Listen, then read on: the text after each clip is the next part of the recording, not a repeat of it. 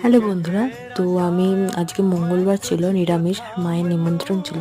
তো সেই কারণে আমি আর বাবা ছিলাম বাড়িতে। রোজ রোজ কি ভাত ডাল খাবো, তাই আজকে একটু ইচ্ছে হলো পোলাও আর একটু নিরামিষ আলুর দম খাবো।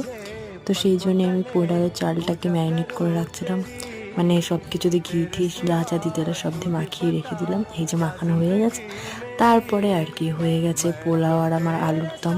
পোলাওটা কি সুন্দর ঝরঝরে হয়েছে দেখো। তারপরে আমার খুব মেহেন্দি পড়তে ইচ্ছা করছিল, তো আমি একটুখানি মেহেন্দি পরে নিলাম, পারি না যদিও বা। তো তারপরে পড়তে গেছিলাম, তো পড়া থেকে আসার পথে ফুচকা খেলাম আর আমরা দুজনে হাঁটতে হাঁটতে গল্প করতে করতে আসছিলাম। তারপরে মায়ের সাথে একটু বেরিয়েছিলাম, দিয়ে মাকে বললাম যে মা আমাকে একটু বড়দিনে গিফট দেবা। কোনো দিন দেয় না, তো আজকে দিলাম, একটা গোলাপ ফুল চাইলাম আর কিনে দিল। তারপর মা একটা জুতো কিনলো।